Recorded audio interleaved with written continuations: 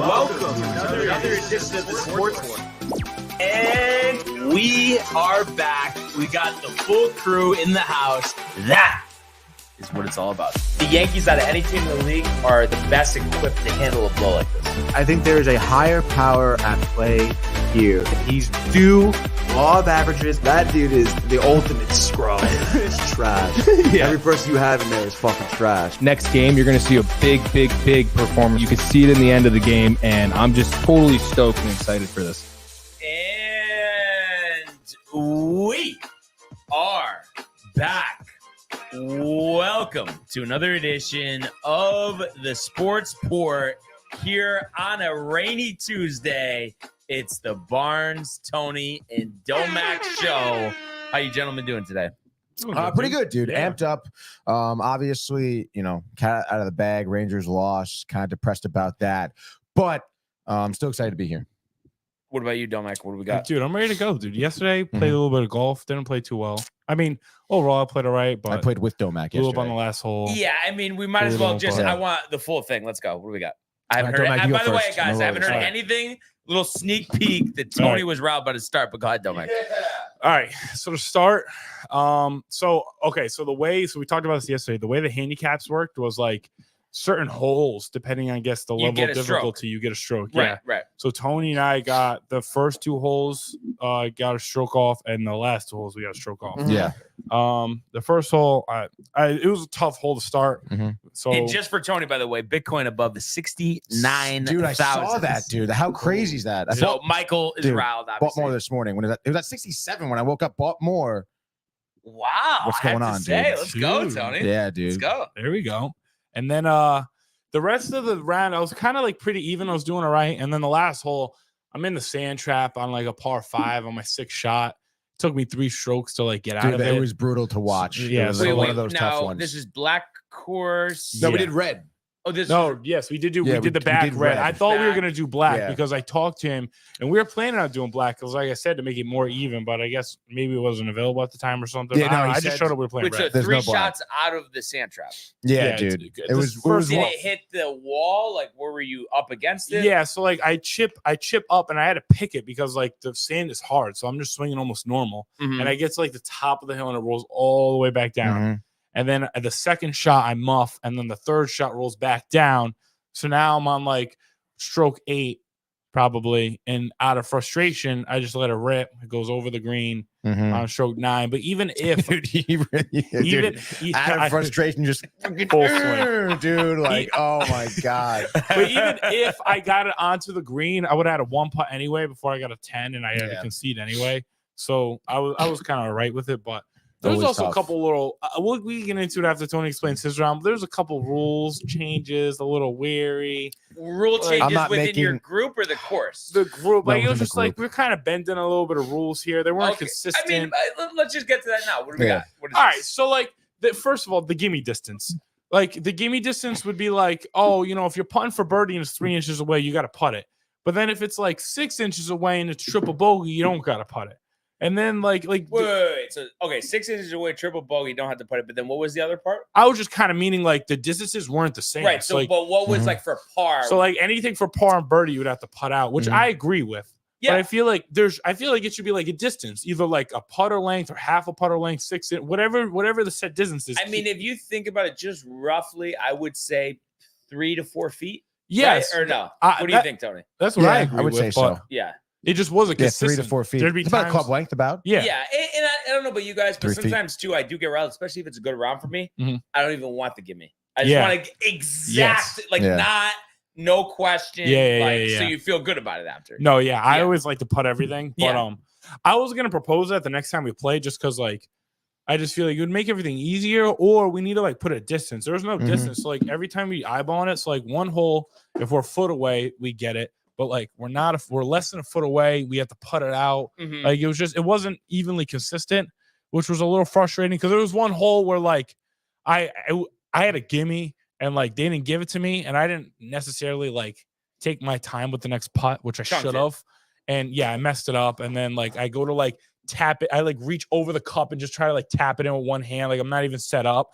I missed that, so I end up with like a 6 on a par 3. That was a little frustrating. And then like there's like out of bounds. Like I guess we just weren't playing out of bounds like yesterday. So like the first hole, one of the kids kind of ends up in the woods, and he's like, that hole is tough though, uphill like that. Yeah, he's like so he just sliced it into the woods. Yeah, he's like, but like he's not like on that woods line. He's like deep at least 5 feet into the woods, like out of bounds. Okay, he plays it out, which is fine. Like cool. If like that's what we're gonna play, that's how we're gonna play. Ninth hole comes around, my ball goes in the woods.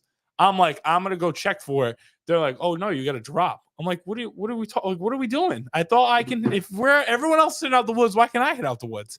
Ended up being that it's in a thorn bush, so I wanted to take the drop anyway. Gotcha. I just felt like it was just a couple things that just weren't consistent. And then I assumed we were going to play for some type of money, which I'm totally okay with. The money wasn't an issue, but like we're walking off the ninth hole, we're already done, and we get turned to and looked at, and then they're like, "Oh, $20, right? We're all in for 20."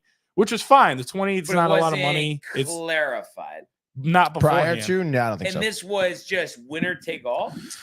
Don't know. Don't know. All was told was just we're in for 20. I mean, the terms have to be laid out. Yes. Is it supposed to be over the course of these 3 outings though, or no? Or it's supposed to be each day is $20? I think the whole thing. I assume the whole thing, but we still technically don't know. Okay, so it could be cumulative. I think it is cumulative. Yeah. Okay. All right. So I mean that's good. But also I think when you're playing for money though, unless it's like literally it's right next to the hole, probably should just be no gimmies. Because then this way there's no controversy. Yeah, exactly. Yeah, no, I totally agree. I'm gonna propose it, I think. Like no gimmies, just put everything out. Because it can't be inconsistent like that. Because if it's a gimme, you're gonna make it anyway. And because I guess what is the technical ruling? You're talking about drives out of bounds. Is it like I have no idea. I think Domek might know. If there's white stakes, isn't this what you're supposed to re-tee technically? But if it's red stakes, you're allowed to drop. Isn't that? Really? That's what I thought. But then I was talking to my dad about this last night because I didn't know, and he was saying that I guess he sees on PGA that like if the ball is like, let's say like they hit a shot and it's like right on the edge of the water, but it's past the red line, he's seen people hit that shot before. So like what do you mean though? In terms of like he doesn't like they won't pick it up and like drop it inside the red line. Like sometimes they spray paint the red line. Yeah. So like he's saying he's seen people hit that. So like I don't even know what like this out of bounds rule is when it comes to like the red stakes. I mean there was no stakes there technically, but like if there's no stakes there, then like are we just gonna assume like where is out of bounds? It's got to be the woods, right? Like you know what I'm saying? Because if not, they would have got rid of all that shrub and stuff. You know what I mean? Like I don't. Yeah, there is something though. It's like with the white, I think you're supposed to re-tee, and then red, you could drop where it went out to. So also, if you have like a huge slice and like 10 yards in, it goes in the woods. Technically, you're supposed to spot it right there. Yeah. It's kind of tough, but I guess that's how it's supposed to be. So yeah, that's interesting stuff. Now, before we get to Tony's portion here. What was your final number? My final number was a 55, but going into the ninth hole, I was shooting a 45. I would make it 10 if I parred and got a 50. I would have been all right with that. But I just blew up on the last hole, and that's tough. Yeah, that one hole that just does you in. Yeah, dude. And were you guys one in terms of the tees, or were you going for the tips? No, we were going from like the white. So I think one in. So I think that's one in. There also like weren't any actual tee boxes made. Like there were no stakes. Like normally there's like the blue pin, the yellow the markers. Pin, the markers. Okay. There's no markers. None of that. Dude. So you would just go to like where the white tees would be on that tee normally box. be. Yeah, I get, but I was just like thing. Yeah, bullshit. Yeah. One of those things. But I'm excited for this. So let's hear it, Tony. I know great start. So I want some detail here. Obviously, coming into this, hadn't swung a club since August. So obviously, I was a little bit like tentative. Like, what am I gonna do? Oh my gosh, should we go? And everyone's like pretty serious when I got there. They didn't realize how serious this tournament was gonna be. We're setting the stakes and whatnot. But dude, first hole. Off the tee, like absolutely rips one, like straight down the fairway, like nice. Only dude to get it on the fairway first. Yeah, I was the last one to go too. I think I was the last one. I'm pretty sure to tee off. And yeah, I was the only guy to get it on the fairway. And after that, followed up with a great shot. I want to say with like my 6-iron. Same deal, like literally straight, great contact, had some great height to it. I think I brought it on the green at that point. regardless, I was hitting the ball so well off the tee, which I was very surprised about. But I'm trying to think back. So first hole, you were on in 2? I think so, yeah. And then I flubbed a putt and I parred it. I mean, dude, that's a tough hole to par. Yeah. I know, dude. I was like, literally could not believe it. Yeah. And even like Such was like, oh man, like, because they gave me the same amount of strokes as Domac, and they're like, oh shit, did we mess up your handicap? Like, yeah. And then you had to say the typical line. Oh, good. Don't get used to this. Yeah, I was really like, guys, like, this is not gonna last. Like, this is like, I don't golf. This is like my 7th time golf in total. But next hole, like, get on the tee box, rip one dead center again. Now I'm trying to think too. Second hole, that's where there's that creek to the left, like running by. Like the other hole runs parallel with it. Yes. Like this hole's going this way. Yes. That okay, gotcha. Parred that hole too, or no? I don't remember. I think with the stroke I got, I parred it. Oh, okay. So you bogeyed it. Yeah, exactly. But regardless, dude, like through the first 4 holes, I was in the lead with just 1 over. How'd you do on the par 3? Like after that hole, that was the one where I took my mulligan. That hole. You took the mulligan that hole? Yeah, I parred that hole. On the green, yeah. 2-putted. Oh, yeah. That was the hole. I took my wedge and I kind of topped it. But it rolled? It line drive, landed and rolled right on the green. Wow. Okay. Wow. And then, okay, so that's 3. And then 4 going back the other way. Another big drive? Yeah. And that same deal, dude. Great drive. And then my iron was working pretty well. I think I maybe must have hit with a 5 iron there because we were getting kind of longer distances. And that hole was fine. I think I maybe bogeyed that one or parred it. And then you have the short par 4 going back the other way. Yeah. Before the par 3? Is that how it works? Yeah. The par 3 comes back the other way. Exactly. So that's where I started flubbing with my irons, dude. That was it. And then it was like, again, drive is great, but then I'm sitting on the fairway, like 140 to the green, and like I just don't have the touch on my clubs for that. So I'm either like really short or I'm sailing it over. Typical, like, you know, that's what golfers say, right? Within 140 is where you start, you start winning championships. So that's where I started to implode, and you get kind of angry, and then you're like just trying to rip it, and then you're like, because you're trying to hit it hard, and you start flubbing it, topping the ball. So yeah, that's kind of how the last few holes went. But the last hole I parred, actually, I felt pretty good. Oh, wow. Okay. Yeah, and that's not an easy hole either. No, that was where it goes super downhill and super to uphill. The left? Yeah, kind of a little bit to the left. Oh, actually, no. I feel like it's pretty straight. Way downhill. Yeah, way down and way up. Short of the creek off the tee? Exactly. Yeah, so short of the creek. Did you hit a driver still or no? I think I did. Okay, because that gets dicey because that'll roll. Yeah, actually, I drove it and I sliced it hard into the woods. Oh, yes. Yeah. And I actually played it. I was pretty impressed. Played it out of the woods. Played it out of bounds in the woods. And I like split these 2 trees and I landed it right over the creek. And then I hit it from over the creek right onto the green. Oh, actually, no, I was in the sand. I think I hit it in the sand in a bunker after that. Is that a par 5? Yes. I think, yeah. Oh, okay. So yeah, dude, but honestly, like my shots out of the bunker was like were kind of sick, dude. There was one hole I want to say on 14 or 15 where I'm in the bunker. And I just like, I did what you tell me to, where like you hit it normally, dude, which is what I did. And like, dude, beautiful, like lob shot. And then it lands right on the green and stays right there. It doesn't roll anywhere, like right by the pin.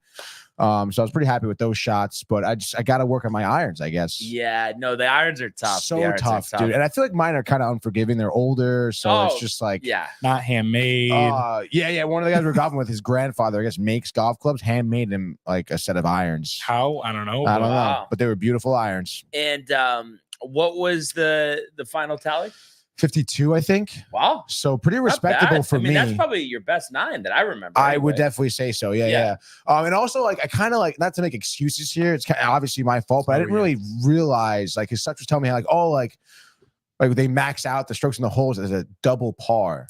Oh, right. And like, that's not an official thing, but like, right. But I didn't really understand what that meant. Like, he didn't know the terminology. I kind of assumed when he said that to me, like he meant like double bogey, like you can't double bogey a hole. So I was like, oh, okay, word. So there was one hole where I was definitely like teetering on double bogey, and I was like, just give me the double. Oh, but you didn't realize it was double. I didn't realize it'd be like turns a par 5 into a 10. You know, and that's something too, like casual, but like I don't like. Do you usually play that like the not to exceed I mean, only reason we do it is just to like keep playing, just because like, and honestly, if you're playing that bad on the hole, you're probably frustrated enough where like you don't want to keep going.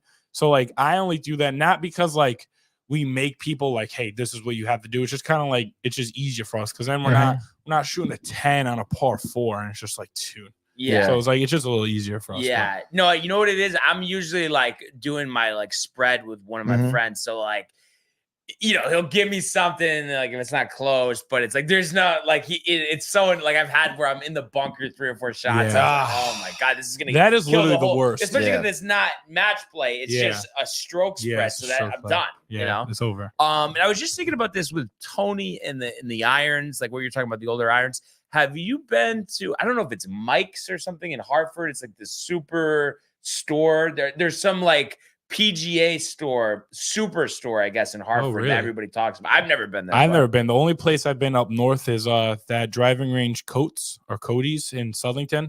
It's got like this big golf shop, and that's where I got my clubs from. And they have like a range. They do the clubs. They also do like fitting with like track band. They have a bunch of stuff there, but that's the only place I know. Oh, okay. Yeah. I definitely want to check this place out. And I feel like too, Tony, you probably could get a deal on Marketplace, honestly. Get Michael after it. I feel like honestly, he just like hounds that stuff. Yeah, honestly, that's a really good idea. And even like, dude, I told Mike too, like with the discount, like at Fairchild, $16. He's like, dude, I'm gonna go. Yeah. And if we walk it, it's great exercise too. Like, I really enjoyed it. And honestly, like, the course, I mean, was fucking soaked. So like, I can imagine like an actual, it's dry and it's like you don't have to worry about the mud. Like even better, dude. Yeah. You know? Exactly. And I feel like your clubs were also like, I don't know, based off the way I was looking at it, your clubs also seemed like a little just too short. Like it looked like you were like bending over like so much because the clubs are too short. So they're like hand me downs. My uncle. Yeah, that changes everything. Yeah. I might try the like getting a pull cart. I just I said, I just don't want it to take away. What did you guys think yesterday? Were you tired at all from? I mean, the hills, like that's not an easy walk. It's not. It wasn't easy. If you once you get up the first hole and that big hill, it's all flat, and then when you come down, it's brutal because you have to walk back up. So the 2 hill holes are bad. But honestly, based off like I've tried the push cart and I've tried wearing it on my back, and for me personally, I like wearing it on my back because the push cart, like you're pushing up a hill or like you're trying to pull it up a hill. I feel like when it's on my back, it's almost like I'm just carrying extra weight. So it feels like easier like to move it. It's because like when I have the push cart, like trying to push it uphill and trying to keep it steady and not going side to side, like I've noticed that it's easier for me to wear it than to push cart it.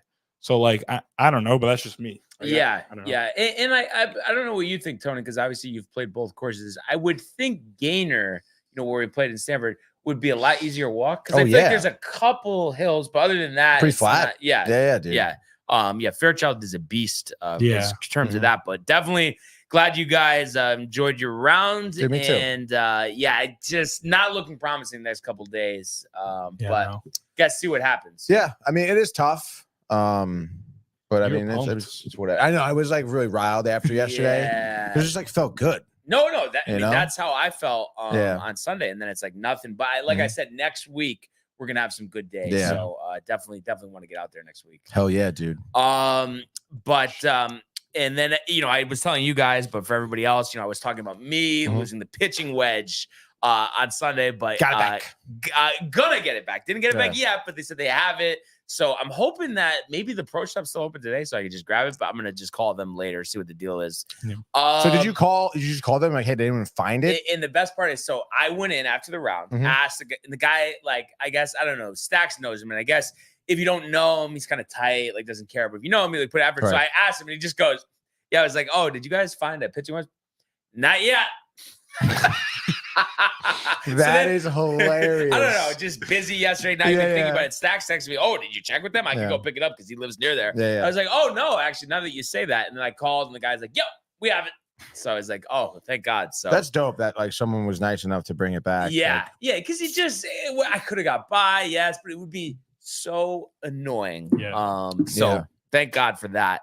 But everybody is riled today. Obviously, a big intro here. Tons of comments. So let's catch up on that end. All right. So we got Kev Do chiming in with a let's go. We want to smoke. It's official. May second Met tailgate with Rick, Dave, and TCA. Let's fucking go. Hashtag TCA, hashtag DTV, hashtag Sportsport. What up, Yankee boy? Hey. Shout out to Tony Mike. What up, And Kev then Dew? Kev Dew said, and Matty G, I can't forget Bukta and Renee. Jay Bird, what's good, brother? Wow, the Jay Bird shout out. Yeah. And then Michael Bukta says, I see the Celtics versus Cavs in the title, which means, Tatum's name is going to be mentioned. No. And he said, Tatum's going to get shut down tonight in Cleveland. Oh, no. I'm going to be talking so much shit about Hunter in the game. You have no idea, Burns. Definitely could be a trap game. So just watch out for that, Michael. And then Michael Bukta with some Barnes. Since you're my number one fan, I would need you if I ever go to a Lakers Celtics game because I'm going to be out of control, especially with Tatum. We might need to get stadium security over. And there. then Josh B said, let's go. What's up, fam? Hashtag TCA, hashtag Sportsport, hashtag DTV. Kev Dew saying, what's good? To Domac, what's up? Michael Bukta saying, Tony, are you a Texas Longhorns fan, buddy? Which we actually talked about yesterday all the time. I guess you could say that. Sure. Why not? Hook him. And then I guess they had a pretty bad loss to Baylor last night, dude. Mm-hmm. Bronx 718 said, almost that time, Yankees, baby. Let's go. No. Michael Bukta talking about UConn beating stinky Marquette tomorrow night by 10. Matthew Gabriel chiming in with a let's go.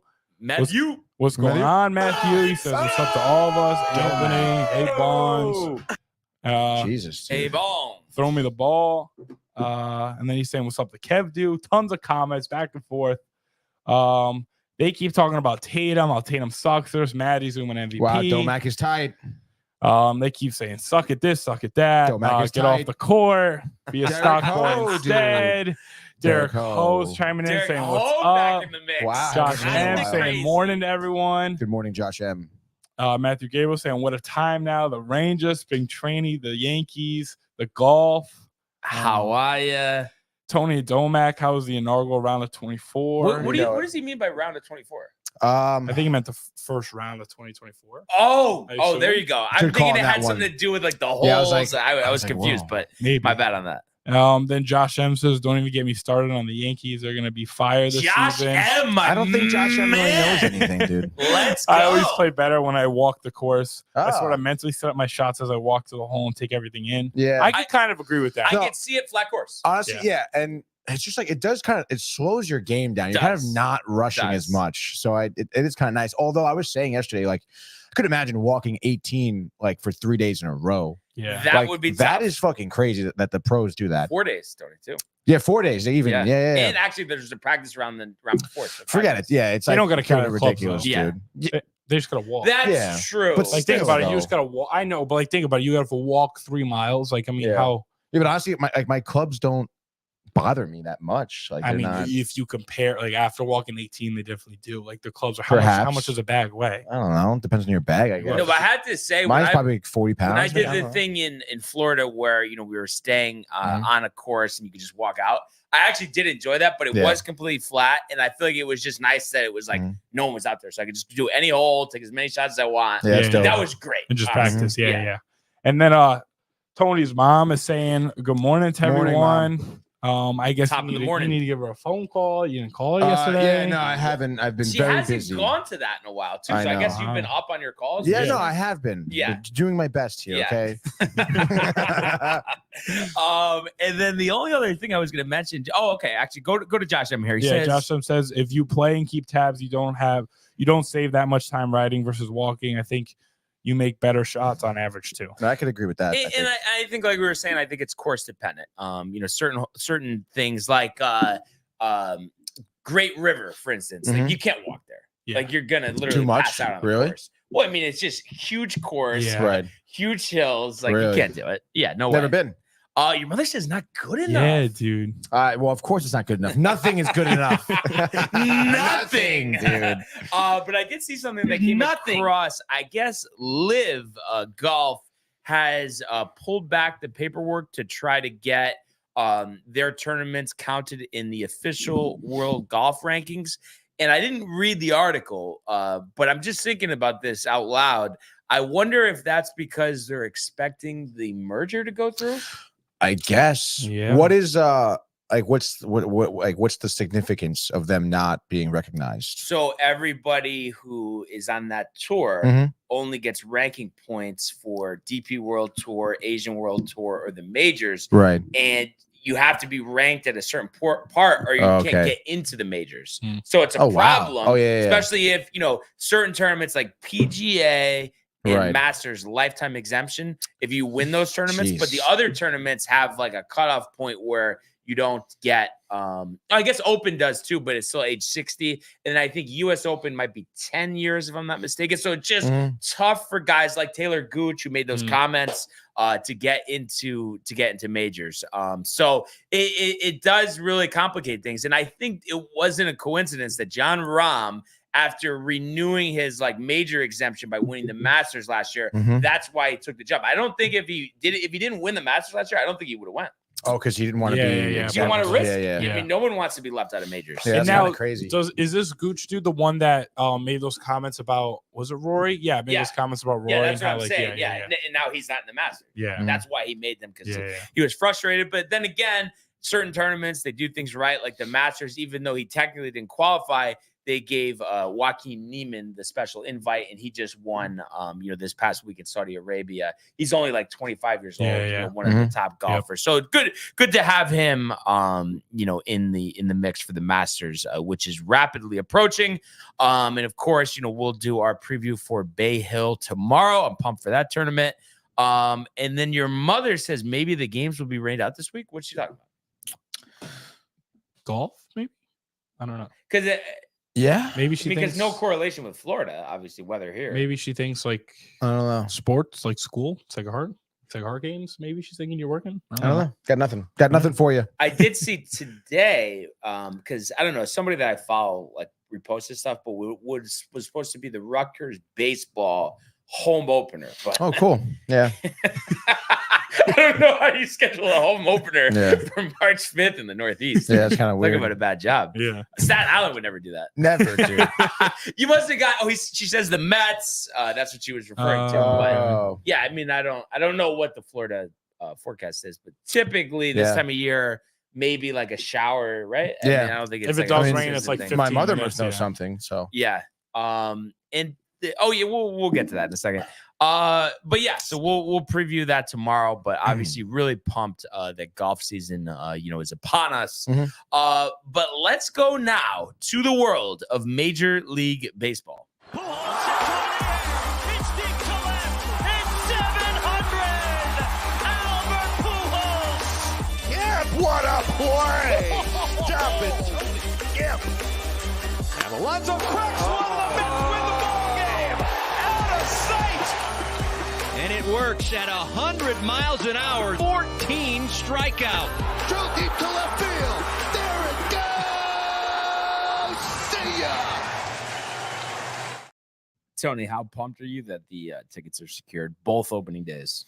dude, it's kind of crazy. I did not expect that today, to be honest. It was just, but weren't you kind of like back of your mind thinking like time to like no, secure literally, them? Yeah. So pumped for that, and I think relative, for opening day, I think to be in there for I think it was like $90 a ticket. I feel like not bad. Honestly. Are you kidding me? It's way less than I would expect to pay. Yeah, and nice to be at row one. That's kind of a different feel. Solid. Have you sat up in the fives before? No, never. Gonna be interesting. Yeah, no, never have. And I did look. It looks like it's close to the left field foul pole. So I don't know if we're in fair or foul. Are you territory. gonna bring your glove? I don't need a glove, okay? And by the way, your mother was mentioning weather, Port St. Lucie, which is where the Yankees are going to play the Mets, and we'll get to that in a second. 80 degrees and overcast. So we are good. Let's play ball. Wow, 80 and over, maybe a slight breeze. I'm sure there's a with slight a feel breeze. like temperature of 77. So like we mentioned yesterday, Mets were off, Yankees in action on the road, playing against the Miami Marlins, winning 3-2. So Clark Schmidt, I believe this was his second appearance of the spring. 4 innings of shutout ball, only allowing one hit from a pitcher. Didn't allow any walks, had a strikeout. Maybe Domac. I think because everybody's focused on what's Nestor doing, what's Rodon doing, what's Stroman doing. We're expecting Cole to be lights out.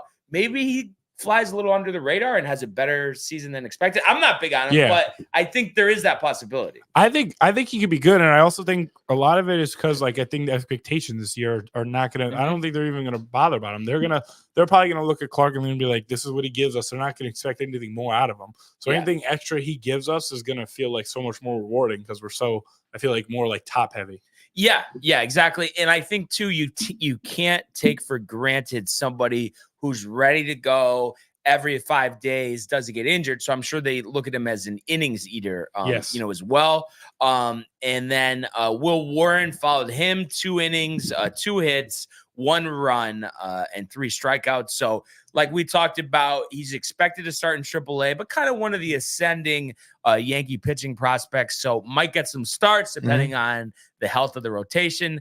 Ian Hamilton, scoreless inning and a strikeout. So he was a guy who really burst on the scene last year after missing a couple years with that facial injury. Could be a sleeper to have a big role in this Yankee bullpen. And they did announce too, Canely coming back from a shoulder injury, might start the season on the injured list. So one of those things, obviously tough, but I think we do have a lot of options to fill spots if need be. And obviously the whole thing is you want Canely, healthy for the stretch run. He was very good when healthy last year.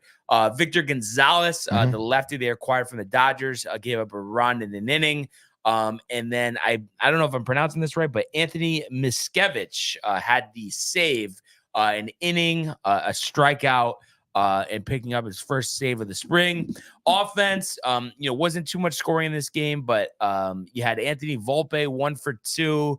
And then you also had Navarez and Lockridge with RBIs, as well as Gleyber Torres going 2 for 3. Very good with there. a double. And he actually made comments, and he's kind of been consistent about this all along, but just said something along the lines yesterday of he wants to be a Yankee for life. Yeah, that's nice. And it's tough there. Do you want him to be a Yankee for life? I think what their plan is, first of all, let's see what happens this year. Maybe by some miracle, Giancarlo Stanton hits 40 home runs so we could trade him, and that's a way to clear salary. So maybe we could bring him back. But I also think in the back of their mind, they're thinking, okay, obviously full push, Soto, lifetime Yankee. God forbid, we lose him. We're going to re-sign Gleyber, but we're not going to re-sign him until those situations are figured out. I think that's the plan. I mean, I would do the same if I was the Yankees organization too. Yeah, think at the end of this season or by the trade deadline, you're trading Stanton? Honestly, no, because he's not good enough. Or he doesn't have as much value, I should say. He needs to have a full year to have any chance of trading him. How much money does he make a year? 26? I think it's only something like that because the Marlins are paying 5. So it's not crazy, but it is crazy when you're hitting 190 or whatever it is. So it's not good. Really hope he bounces back. And then Spencer Jones and Austin Wells, 2 guys that are expected to be big future parts of this team. And Wells should start the season in the majors. Each had a hit. So good to see that. And with the win, Yankees go to 5-4 in advance of their game with the New York Mets this afternoon. So that's going to be a 1:00 game televised on ESPN. And you're going to have Tyler McGill starting against Tanner Tolley, a guy I'm not familiar with for the Yankees, but looks like a left-hander, 29 years old, and has only had 3 appearances in the big leagues. This is the game I can tune into. ESPN. Yep. You Spring can pull break. it up on the phone. Yeah, I can pull it up. 1:00. I'm not doing nothing. Start drinking early. Yeah. And some regulars sprinkled into the lineup here. We have Volpe leading off. So I like that they're giving him that opportunity. And just a quick pause there before I get to the rest of the lineup. What do you think, Domac? If it was up, bless you, Tony. If it was up to me, I would just start the season with Anthony Volpe as the leadoff hitter. Seems like they want to start with DJ LeMahieu as the leadoff hitter. What do you think about that? The only reason why I would start DJ instead is because I feel like he played a lot better at the bottom, like as Volpe. You're saying. Volpe as more of the 9 guy, and I feel like DJ. Like, if DJ's going to be good for our team, like, I don't see him being good in the lineup anywhere else other than leading off. Like, if we put him 8th or 9th, like, I don't know. I feel like Volpe will do better in that scenario than DJ. And I feel like they could both be good leadoff hitters. But again, I think if you put Volpe in the bottom of the lineup, I feel like he will still be able to perform the same. And I think DJ won't be able to. I think he would have to be like a leadoff hitter. What's the leash before you move something around? Let's say hypothetically DJ starts as leadoff hitter. Like, you give him April and he needs to be hitting, I don't know, at least like 250, 260 and productive with runners in scoring position. Like, what do you think for him to stay there? What does he need to do the first month of the season? In my opinion, if we're winning games and not even the average, but his on pace percentage is really high, if he's just getting on base to start, I'd say we keep him. And then now after, let's say, the All-Star break, then we look at all the numbers. But I feel like the first month, maybe month and a half, I would just look at on-base percentage. Like, if he's getting on base, that's what, at the end of the day, that's what we need him to do. So if he's getting on base, that's the one. And then we got Judges, Soto, and everyone else after him. Like, if he's just getting on base, I'm okay with that to start. And then if it comes to, like, you know, the middle of summer and, you know, the season's starting to get a little tougher and we need a little more out of him, if he's not putting that up, then maybe we change it. But I feel like the first month and a half, you know, just on base percentage, just make sure he's getting on base. Right. In my opinion. And no, it'd be great to have the old DJ back, you know, that's for sure. Now, Tony, if it was up to you, who would your opening day, who would be your leadoff hitter? Volpe. Yeah, just hands the down. Speed and set the table. Need it. Yeah. I mean, and I think it is like a matter of time. I mean, I can't within a year. I mean, he's definitely going to be the leadoff hitter. Just because there's not much speed in this lineup. You have big boppers coming up after him. You want him to be able to get on base and score from first on a single or a double. Big you know, that's boppers. for sure. So we'll have to see what happens there. So, yeah, he's leading off. You got Trent Grisham in the 2-hole. Everson Pereira, who homered the other day, hitting third. Austin Wells, caught yesterday, going to be the DH today. You have Oswald Peraza playing second base. And I don't know if you've heard this, Domac, but I guess they're considering bringing in, there's no specific name, but like a veteran infielder because they don't want Peraza to be on the roster and not get regular bats. What do you think about that? I personally just want him up regardless because I think DJ is going to need more days off maybe than they're thinking. What do you think about that? I hear where they're coming from because they want him to keep playing. But I do agree with you. I think we bring him up because I feel like not only that, but if you think like the whole team in general, like I feel like if you bring him up, that gives DJ a little bit of like emphasis to like really perform. I feel like if he's not there, then DJ feel like like that, you know, urge to kind of play a little better because someone's sitting right behind you isn't there. So I say we bring it up not even just for Peraza's sake, but I think for like DJ and just everyone. Yeah, no, I agree with you there. And obviously Oswaldo Cabrera, I would think will start, but you know, again, I don't know. He's going to play first base today, batting out to Peraza, but I was a little turned off last year. Obviously, you know, we'll give him the benefit of the doubt going into the season, but I think he definitely has to produce and could be valuable because he can play outfield, he can play infield, but he's got to hit. That's the whole thing. Following him, Oscar Gonzalez in right field. You have Ben Rortvedt catching, and then former top prospect of the Red Sox, Jeter Downs, at third base, batting ninth. So that will be the Yankee lineup. Tony is going to tell you what the Mets lineup is going to be. Absolutely, dude. Business as usual, it seems, around the lineup here. Nimmo leading off. You have Marte in the 2-hole there, Lindor batting third, then Alonso in the cleanup position, followed by a Francisco Alvarez. Let's go. Big year for Alvarez. Big fucking year, dude. So far, having a good spring training, a dinger, a couple RBIs, dude. 1,000 OPS over. I mean, like, let's freaking go, dude. Brett Beatty over there behind Alvarez, starting at third base. Harrison Bader. Met debut. Getting his Met debut for spring training here at center field. Vientos, the DH spot. And look at our guy, Zach Short, getting some reps at second base, too. Like, let's fucking go, dude. Is he making the team? I think so. I think he absolutely is, dude. He's definitely been proving himself during spring training, like I'm saying, too. I mean, defensively, even offensively, I think he has 2 RBIs now. A stolen base as well. So showing some speed. And then defensively, it seemed like he was, keeping up with Brett Beatty at third. I think it's his first time starting at second base this spring training. So, I mean, I think that's pretty huge. Also, it is super cool to see a SHU alumni on the Mets. Like, that's pretty awesome. But pretty solid lineup, dude. Tyler McGill, definitely get one of his jerseys. McGill at the start, I guess that's kind of cool. I want to say he has just one start this spring training, where he threw maybe 2 scoreless. I think, if memory serves me, looking pretty good, better than we thought, I guess. But obviously, I guess to start against this type of lineup, a couple innings, see what he's got going for him, because God knows we need him to do really well. Yeah, so. absolutely. And then, do you think any coincidence that Bader making his debut against the Yankees? I think Mendoza knows what he's doing with that, right? Yeah, like little motivation, little juice, dude. Yeah, hell yeah, exactly. So, gonna be an exciting game to tune into. We'll talk about what happens tomorrow. And then just some other baseball headlines. I guess Acuna, they've had more. I don't know. I guess they said he just tweaked the knee, but is expected for the opener, which is obviously good news for the Braves. Scott Boras says interest is up for Snell and Montgomery, but obviously is that a fact? No pen to paper. Seems like him kind of sticking his chest out.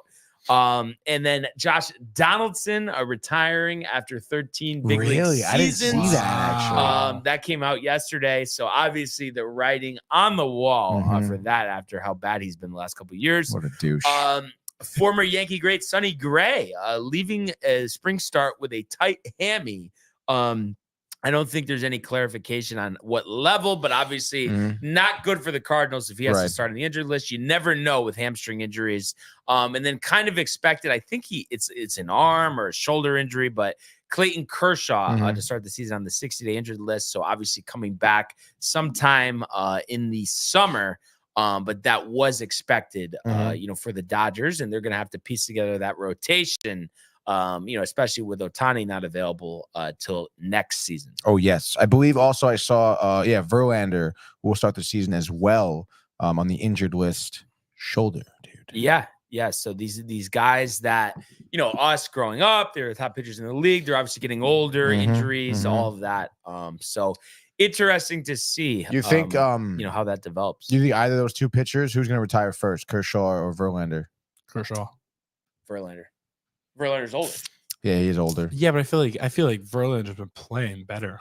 So I think now I feel like this season is going to be like he's in and out. No, but I think he's just reached a point where this is it. Like he's shot, dude. Because he fucking, jeez, I forget how many innings he threw 2 years ago when he won the Cy Young, but it was like outrageous. Probably around 200. I'm pretty sure I thought he led the league in innings pitched. Which at his age, he's 39. It's like, what the hell, dude? So he definitely left it all on the table there. And then obviously we know what happened after that. We went to the Mets injury. Now he's back to the Stros, injured still. I think it's just going to be like, in and out for him in terms of injury. So, I mean, we'll see how many starts he gets this season. So, yeah. And I guess with the Canely, I guess he's healthy now, but because of the shoulder injury, he's a little behind on his progression. It won't appear in games till the end of spring. So like I was saying, I think they want to take it easy with him, but he was really good for the Yankees. Had a really good stretch to start. Hell yeah. Had a little blow up in the middle of the year and then kind of finished strong, but a 2.66 ERA in his return to the Bronx, last season. So obviously, they just want to make sure he's healthy before he gets out there. And then I'm just seeing, I was seeing with Gray, but I guess it was just tightness in his right hamstring after getting 2 outs in the second inning. And only threw 20 pitches, but doesn't seem severe. So I think they might have dodged, a bullet there. That's good. Real quick too. What do you guys think about, like, if you're back to the Yankees, if you're Aaron Boone, because like that kind of got me tight. If you're looking at the other lineup and you see that, like, I mean, I don't know the Mets lineup too well, but that seems like a almost projected starting lineup type of lineup. I mean, pretty much, dude. So like, if I was Aaron Boone, I would be kind of like, I would want to put like my starters against their starters because like the Mets, like I would want to kind of like play, like if they're gonna play their starters, I want to match that and like see how it goes. Maybe like I feel like as a coach, I would want in spring training to have some sort of like closely similar exhibition, kind of like, okay, this is a taste of the season kind of game, especially if they're playing their starters. Yeah, well, I feel like you forget that Boone is a gutless turd, I mean, I guess, but like, and I know like understudy, gutless turd, dude. Carlos Mendoza. So like, I know like we don't want to like play like obviously Judge and Stan, like these players that have a chance to get hurt a lot, but I don't know. I just feel like certain games, kind of like you see they're starting. It's the Mets. Like why throw them out there? Like let's get it. Like let's try and get kind of a real game going. I think the simplistic answer here is that this, like in terms of the spring, the games, the playing time,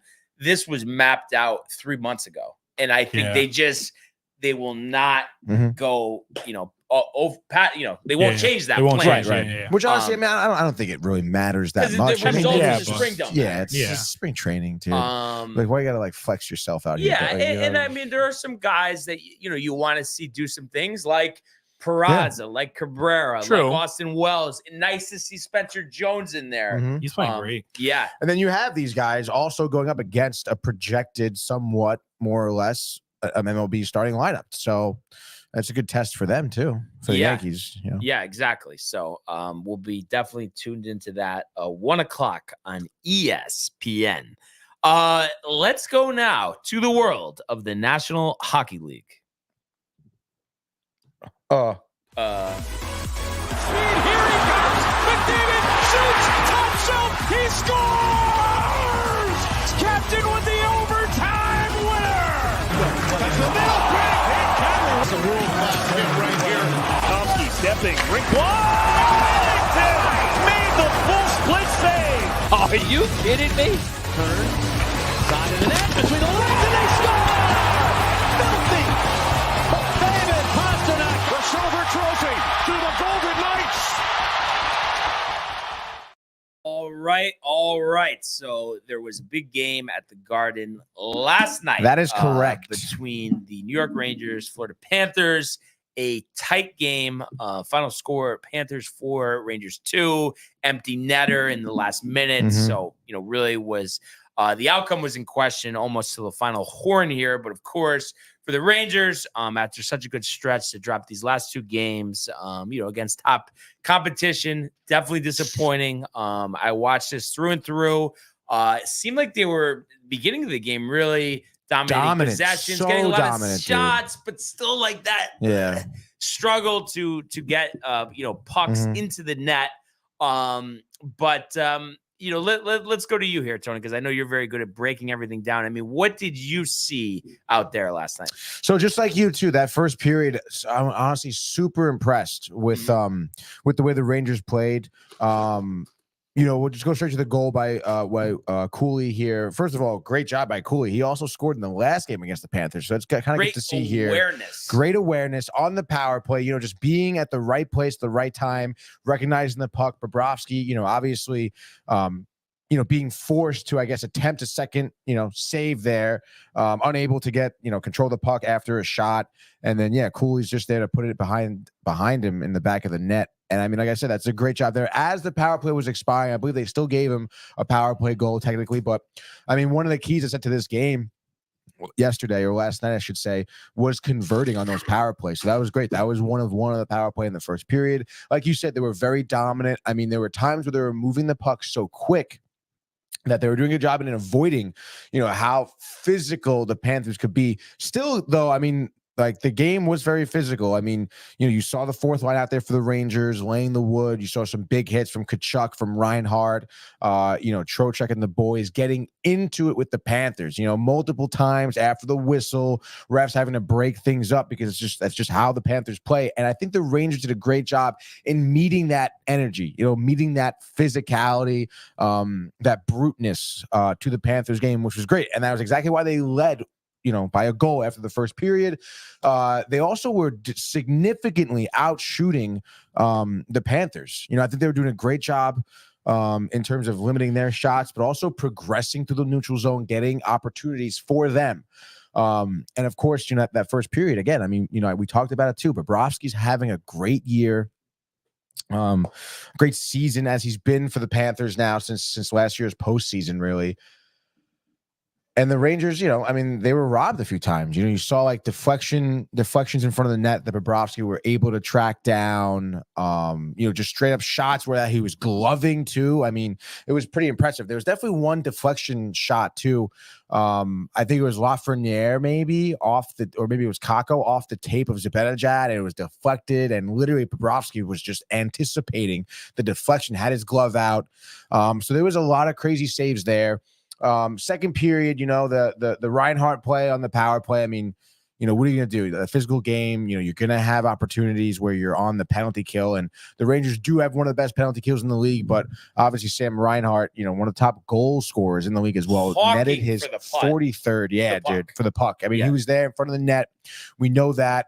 And I believe that was like that crazy play, right? When Barkov tipped it twice in midair and then was able to get it back on the ice and pass it to Reinhardt. And I mean, obviously it's an incredibly hard, puck to track, and it gets past Igor on the glove side. Reinhardt does a great job in elevating it on the power play. You're down a man. I mean, that should happen to you. The next goal, though, I feel like should not have happened. The Reinhardt's second goal, a couple minutes later. That was from far out, right? No, you're thinking the third goal. That was the third goal. Okay, gotcha. The second goal there was just a total defensive breakdown. I mean, again, I believe it was Barkov who had the primary assist in the goal, and he just literally the Panthers, as they do, they rely a lot on the heavy dumping and the forecheck, playing physical. We know that. So they do exactly that. And I believe Barkov just strolls in the offensive zone, picks the puck up, is able to pass back and forth between him and Reinhardt. And I mean, there was just nobody there. The Rangers were giving them too much space at that point. I don't know if the Rangers were tired come the second period from playing a hard first period, but their defense was just not as good. They were giving the Panthers a lot of time and a lot of space. And if you do that, that's when Barkov finds Reinhardt in the slot and he rips one past Igor. You can't be doing that. You got to be playing them man up. So I think bad defense there. Luckily, the Rangers bounced back on the power play again. Great job converting. Like I said, you're going to need to find ways to get past Bobrovsky. You're going to need a body in front of that to deflect it in. And who's that body? Chris Kreider. He gets that power play go to tie it up. Great job there. I mean, again, you're not going to be getting a lot of pucks past Bobrovsky, so you have to force him to try and make a secondary save where he's out of position or whatnot, and that's what you did. You threw the puck to the net. Bobrovsky makes the first save. Kreider is there using his body, and he's able to be patient enough to find space and lifts the puck enough to get it over Bobrovsky's right pad there. Great job there, tying the game up. Momentum is kind of swinging back the other way. Then you start going to the third period, which, I mean, this is exactly what we kind of anticipated. Tight game, somewhat low scoring, high stakes, third period, need a big period, and the Rangers absolutely blow it. John Patton, I got calling in. Do we want to take a call right now? I don't know who this could be. Well, I'm going to take it. Why not? I guess so. Stand by. Let's just see who this is. I don't know. Just putting you through the roadcaster, and we are connected. And, they hung up. Okay, so probably nobody. False alarm. Never mind. So Kreider, great job. That third period, I don't know what happened on this goal, to be honest, dude. Because that guy, I couldn't even do Luxembourg. Yeah, scored for the Panthers. Yeah. I mean, I don't even know. I'm probably a third line guy. Igor must have just been screened. I mean, I watched this happen live, and I don't know, from the top of the circle, he just kind of sauces one. And it gets right past Igor. He just never even saw it. So, unfortunately, that was kind of the deciding goal. I mean, that is super unfortunate, honestly, that puck went in. I don't know if Igor, maybe it looked like he was screened by his own defenseman and just never saw, because he didn't even react to it, didn't go down. I don't know. Maybe that even Sam Rosen was just oh boy, what? No, that's what I was referring to. I heard them talking about it, and he's like, I mean, that's so far out. I mean, you gotta get a glove on that. Again, I think he was just screened by his own defenseman and did not ever see the puck get shot. Which sucks, because I mean, obviously that puts the Rangers down 1 in the third period, and you're like, all right, then you're kind of running uphill. And then after that, the Panthers played good defense themselves, making it super hard for the Rangers to advance in the neutral zone. And they just really were never able to kind of recover after that goal given up there. And then obviously the empty netter towards the end. Super tough, dude. I mean, I think looking at this game here, again, I talking to Mac before the show. He's like, oh man, Rangers lost. It's not good.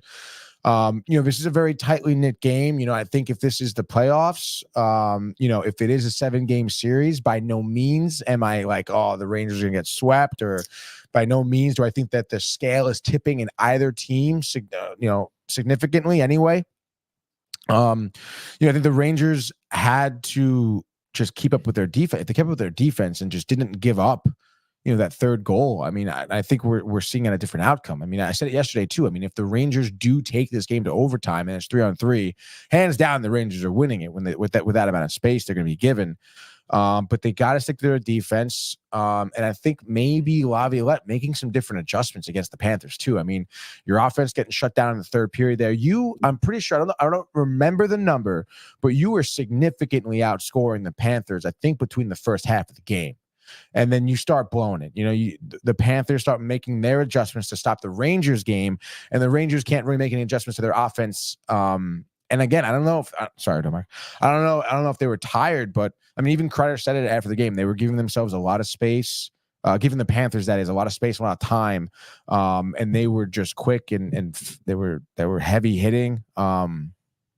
So I think the Rangers, they have to come up with a better game plan, maybe a contingency plan even for certain scenarios against the Panthers. And, this is the last time you're seeing them in the regular season.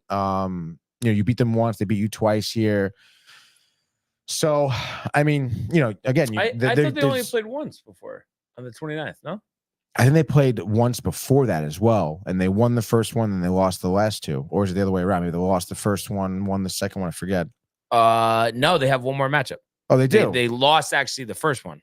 Remember, I was saying the 29th, and then they play on the 23rd. Great. Oh, so they still play again. So, yeah, they play is the game before the game I'm going to. Right. They play the Panthers. Panthers. Oh, that's awesome. Okay, that's great. So you do see them again this season. So that's another way to kind of test out, I guess, maybe some different things, because this is going to be a team that, I mean, odds are you're probably going to see them in the playoffs. And do you think, because the way I look at this, like last two games, listen, it's not like, oh, bug out and like, it takes away all the goodwill. Of course, that's not it. Mm-hmm. But I just think it really, like, you should have won one of these games. And it doesn't, like I said, it doesn't mean sound the alarm, but I think this game specifically showed that, like, you play against the Panthers, like, it's not going to be easy, and almost like kind of justifies why multiple players in advance of Friday's deadline need to be added to this roster. Yeah, no, I think so. And I think what it really proved too for the Panthers, at least for me myself, this is my first time really seeing it, where, talking about how physical the Panthers are all the time. Breaking news. We have breaking news right now. Holy shit, Brian. The New York Giants are not placing the franchise tag on running back Saquon Barkley, making him a free agent. So Adam Schefter with the report there. That's crazy. Is Dallas in his future? We are going to have to wait and find out. But I think he will never play for the New York Giants again. Almost reminds me of the Gleyber Torres situation. I think he's dying to stay there, but it's just not going to work out. You think Barkley was dying to stay here? Yes. Yeah. Yeah. But That's I mean, tough, dude. What do you want them to do? They don't, I know. like, They're not gonna pay this is a rebuild. Like, you can't pay a running back $10 million. I think You think he's going to go to Dallas, though? I could see it, though, just like because same division. That's crazy. Yeah. That is crazy. It makes a lot of sense. Either Dallas or Baltimore, but you have to think. I would think Dallas more so. He loves that right? like revenge angle. Yeah. Because Baltimore has quite a few running backs. I honestly don't. Yeah, think but not as good as Saquon. Yeah, and I think are any of those running backs really like any? Like, I don't think Gus Edwards. bad. They're good enough. Gus is though a perfect short yardage, backup running back. And he's not a. Who's their other guy? Well, there was Hill, but he's not Hill, really any good. Yeah. And they brought in Dalvin Cook last year. J.K. Dobbins, who knows if he plays for the Ravens again after 2 Achilles injuries. Yeah, true. So a lot is up in the air there. So that bit of news coming out. But yeah, I think, overall, it was disappointing the last 2 games. And I, like I said, I think I hope this pushes them along to be active. And I think they were talking about this on maybe the intermission or pregame, but some forward for Seattle didn't play last night. Rangers are rumored to have interest. His name is like Alex somebody. I don't know if you saw that. No, I did not hear that, Jim. Right but now, hold on. I can find him. You probably will find it before I do, actually, but I'll still look anyway. You said for the Jets, and or I for guess, the Kraken, rather. Yeah, and I guess it was your, like, I don't know if I guess you would like this type of player, but it's just like he's a forward. Alex but Wenberg. Yes. Yes. But face-offs, almost like a Vinny Trocheck, but he doesn't score really. Yeah, but we need someone who can score. So you're tight, basically. 9 goals in the season is not good. Yeah. So were you familiar with him before? Actually, I think I did hear his name a couple of weeks ago. And I think maybe that's who I was talking about where I was mistaken. It wasn't from the Jets. It was from Seattle. So, okay. Again, I looked up some of his stats, vaguely at that time. Obviously quite a few years in the league. He's been in the, he's probably have 9 seasons in the league, I think. I don't know, dude. He doesn't seem like he has a lot of high scoring seasons. So again, it's good. I don't know. I would have to maybe look at some more tape on him to see what he's really good at. But I mean, we don't need another guy who's dominant. I mean, it helps center dominant faceoff circle, but we need someone who can score. You have 9 goals in the season. Like, what do you? And honestly, only 15 assists. So it's like, yeah, what are you really facilitating here? That does seem a little short of what we need. Like, it's not like if we had him yesterday against Florida, he would have found the back of the net. Probably not, dude. But yeah, that trade deadline is approaching, but I like we're looking at these numbers. I think they'd be better off getting somebody like you're saying that's more dynamic in terms of scoring. Yesterday, it came out after about 3.5 little longer years as the head coach of the Devils, Lindy Ruff, relieved of his duties, and obviously the Devils in the midst of a tough stretch, buried in the playoff race. And they go with Travis Green as the interim head coach. What's your thoughts on this move? I think it's kind of weird, to be honest, dude. Are they bad? I mean, the Devils, I mean, definitely a lackluster season. But I don't know, man. I mean, I understand maybe his like fumbling of the starting goaltending position and stuff like that, because I think we criticized him for that. But I mean, not for nothing. I mean, I feel like the guy is also dealing with a lot more in terms of just his players not performing, being injured. I feel like maybe there's something a little bit more to this. Stacks thinks he lost the locker room last season towards the end, but I don't think that makes any sense because obviously they were in the second round of the playoffs, but maybe the beginning of this season. Yeah, maybe. That's what I mean. Like something must have gone awry between him and the players. Because I feel like from an actual like record standpoint, from an actual like performance standpoint, I mean, I feel like last year the Devils certainly exceeded what you expected, and then this year down year for sure. But I mean, I feel like that's kind of like how it goes sometimes when you have such an unexpectedly good year. Your next year is like you're kind of fumbling to get back to that spot, But I don't know much about the guy who's interim. Green, you say Travis Green? Yeah. Was he like an assistant coach there? Yeah, the assistant coach. And I'm just seeing if there's anything on him. Let's see here. I'm guessing he's a former player. No, not the American musician. Former head coach of the Canucks. Oh, no kidding. It's from 2017 to 2022. Oh, wow. Okay. Oh, so he's the guy they just canned. Made the playoffs once. So not an inspiring track record here. And hasn't even been with the Devils for a while. Interesting. No, 53 years old.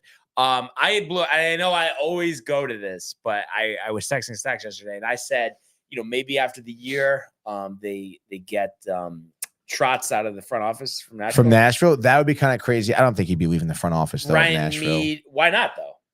Because, I mean, that's probably a great job he's got, and I'm sure he's really enjoying it. But I mean, I don't know him at all personally, but I would just think, like, once you're a coach, like, you know what I mean? You always have that itch. No, yeah, I'm sure. And he, again, he unexpectedly was relieved of his duties with the Islanders. Like, especially back in the, I'm telling you, if he gets offered, he's taking it. You think so? And you know who else might take it? And Ryan Mead, the Rangers reporter, tweeted this out that Gallant could be in the mix as well, which would be, as you would say, kind of crazy. Yeah, it would be kind of crazy. I feel like Stacks would not enjoy that at all. No. That's a bad job, dude. I will crack up though if he does get that. Like just his press conferences with his accent, I figured just so funny. Like he's so tight. All the time, dude. Yeah. He's got a weird face too. Weird smile. But I don't know. I mean, I don't think it's a bad move just because I mean, you're heading in the wrong direction, and they're hoping this sparks the team for a miraculous playoff run. I mean, they're 8 points out of the second wild card. No, yeah, I mean, I guess I agree. If especially in hockey, if you don't really like your coach or trust your coach, like you're not going to be fighting every shift for him, So I guess it is at the end of the day probably a good move. If it was the case, like I said, there must have been something in that locker room going on. Because at the end of the day, like you are kind of still in contention, like you could make that push, but hopefully this Travis Green guy can, maybe bring some stuff over from Vancouver. I remember when Vancouver like fired him. I guess obviously didn't know much about him specifically, but when they got rid of their coach, it was kind of like one of those things where like the players like did respect him, but like the GM and the owner didn't want him anymore. So I guess it's probably a good thing, turning the leaf. And as we typically see with the coaching change, maybe a little uptick in production. Devils going on a nice little run. Who knows? Josh M says he was planning on calling in with a basketball question, but joined a few minutes late. Did I miss the recap? So we will we'll fit that in. I think we could get to him for basketball. Yeah, we'll get to him between 10 and 15 minutes. Get a quick call with Josh M, right? Yeah, certainly, bud. After we do the hockey frenzy. So stay put, Josh M. We'll definitely get to you. So we talked about this already, but Rangers obviously long break, not playing till Saturday. How does that make you feel? Terrible, because especially 2 straight losses, but obviously you're just gonna focus on Friday's deadline now. That's the thing you're. Does focused hockey on. get that many days off normally? Like, is that normal? Like, there's just for the NBA, that's almost like the All-Star break. That's like 4 days off. Sometimes there's just like kinks in the schedule like that where you have like 4 or 5 days off, 4 days off. NBA players but beg for typically that. All they do is complain about playing too much. Honestly, it's kind of ridiculous. Yeah. But typically it is every other day. So I mean, I guess it's good that maybe hockey is obviously a really brutal sport. So it's I know nice it's more for them. demanding probably than basketball, obviously. Do they ever have back-to-backs? Oh yeah, definitely. Not too many. No, not too many, but they do. Yeah. And they also never take games off. No one ever does that. Yeah. There's no like. Don't say it to me like I'm the one like defending that. No, I'm not defending that. that. I know you love that. Dude. I don't enjoy that at all. No, but I will say the Boston Celtics don't do that. How many games does Tatum sit out? Tatum makes a note. And he tells it all the time about like he says like when there's games in Charlotte, obviously no one's going to see Charlotte, but there's kids out there that want to watch me. All right, Tatum plays. That sounds very conceited. What a guy, Michael Buckner. Michael Buckner doesn't get it. Notes regarding that. Speaking of Boston, the Bruins last night 4-1 in Toronto. Hey, kind of surprised me. Swimmen was in net, 32 saves. You had 3 points by Pasternak, 3 assists, and then Pavel Zacha. With 2 goals, kind of a throwback there. So I think, big win for the Bruins just because they've been so lackluster. And for whatever reason, Maple Leafs aren't dominant at home. But I was surprised after the way they played the Rangers that they lost by this type of margin. I mean, their only goal was in the third period. Yeah, I don't know. I wasn't really so surprised. I'm pretty sure I picked Bruins in the under yesterday. Yeah. I just figured Bruins bounce back game. They're going to have good goaltending. They'll probably play a little gritty because they know it's a solid team that, if given the opportunity, could score. And also like Toronto, dude, I just don't believe in Toronto. I feel like in big spots, they're always dropping the ball. They fall over their own feet, honestly. I feel like all the time, especially when they're playing well. Because I feel like that build up, the anticipation, the expectation of playing good, and then you couple that with playing a good team like Boston, crumbling. The Blues 2-1. Pavel Buchnevich, the wrister in the shootout. Both goalies playing really well here. Binnington 40 saves. So the Blues, staying in the playoff mix, and tough loss for the Flyers. But I think they've proven themselves where it's one of those things that just on to the next game. They'll be all right. Yeah, I think so. I mean, we talk about it too so often. Binnington has those games where he's just unstoppable. One that I was ahead of, I think you were surprised here. The Blue Jackets 6-3. Merlinkins doesn't even get the start. They go with Tarasov, and he has 37 saves. So all of a sudden, the Blue Jackets 21-30, and it's just funny. Every time I see the Blue Jackets put up a good amount of goals, I always go to the box score. Oh, did Gaudreau score? No. And Alex Nylander had the hat trick. Is he related to William? I don't think so. I have to double check. I know he's like a rookie, potentially first career hat trick. Alex Nylander. Let's see, 26 years old. I don't think he's related. First round pick by Buffalo. back in 2016, 8th overall. So seems like he's new in the mixer. Seems like unrelated. 26 years old. But must be a popular Swedish name. It is because they were kind of talking about this when the Rangers played the Blue Jackets and they're playing them tough.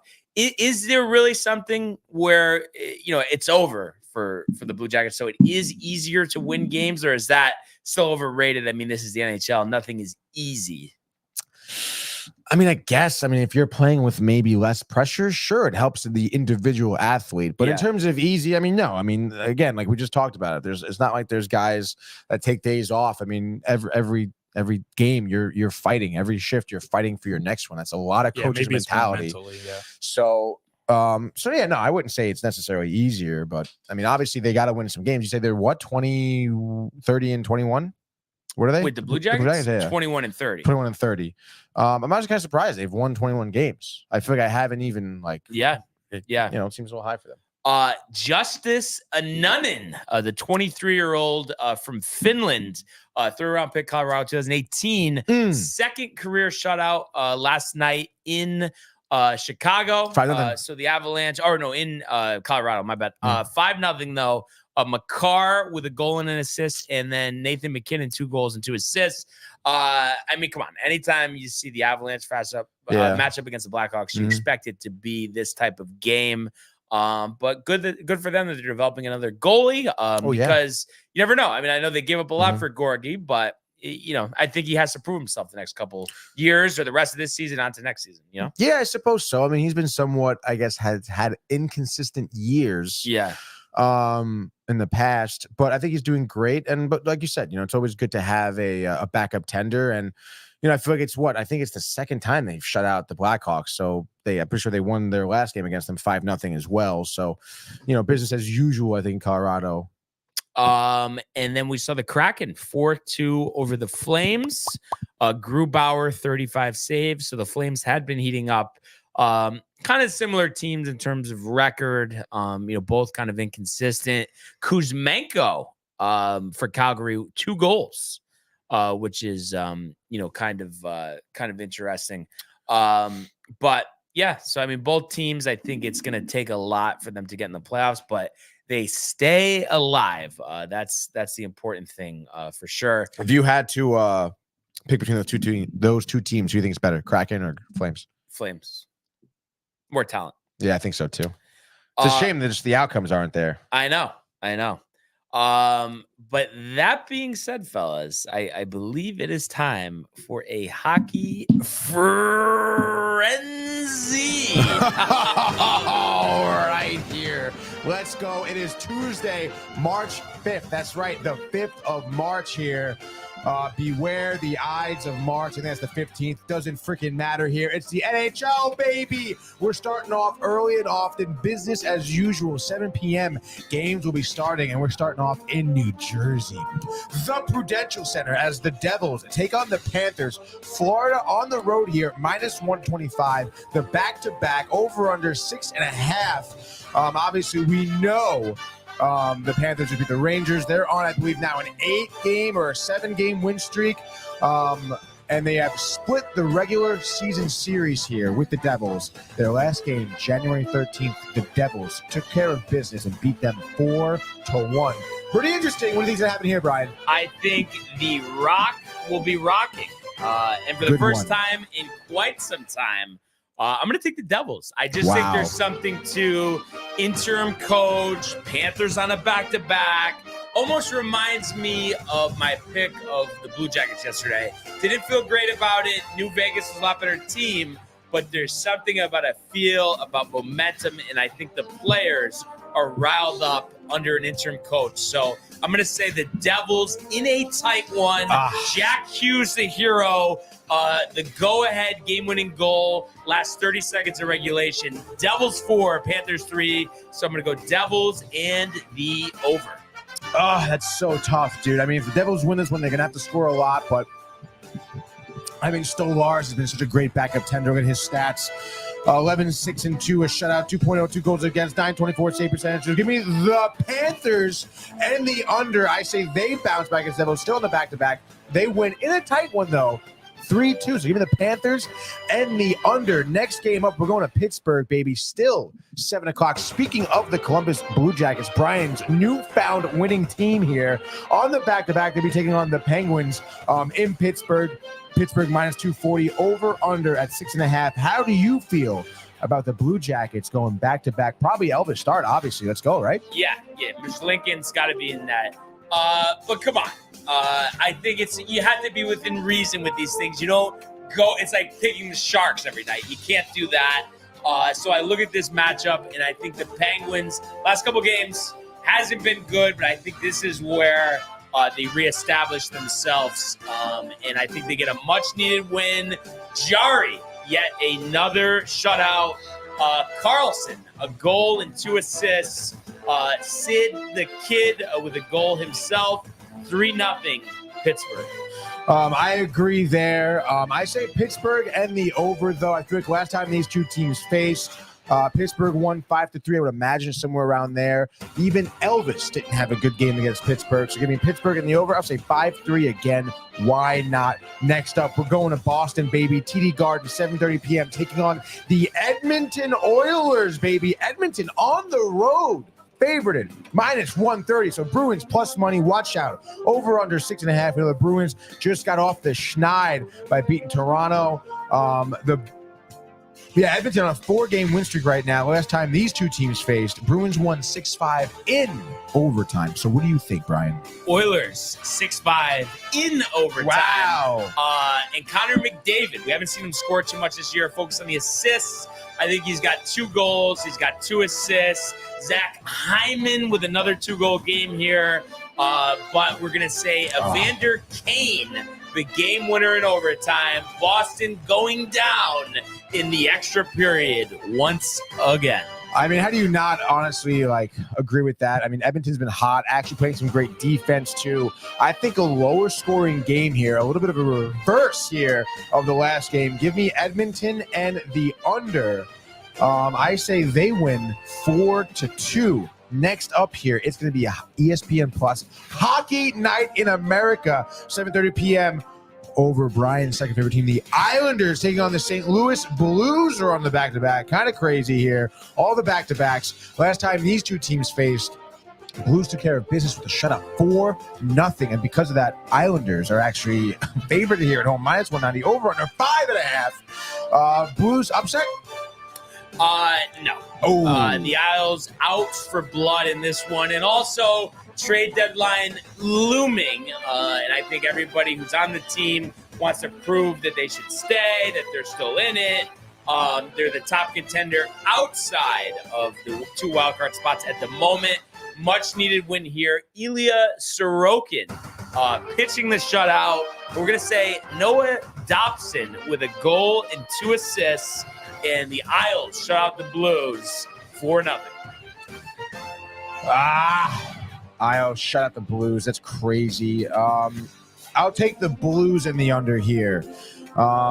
I just think that Islanders are not going to score. I mean, last game they had Palmieri, hat trick, not going to happen. I think even with St. Louis's backup here, Hoffer will take care of business. Low scoring. St. Louis wins this one, maybe 2-1, let's say. Next game up, we're going to be going to Nashville. The Predators.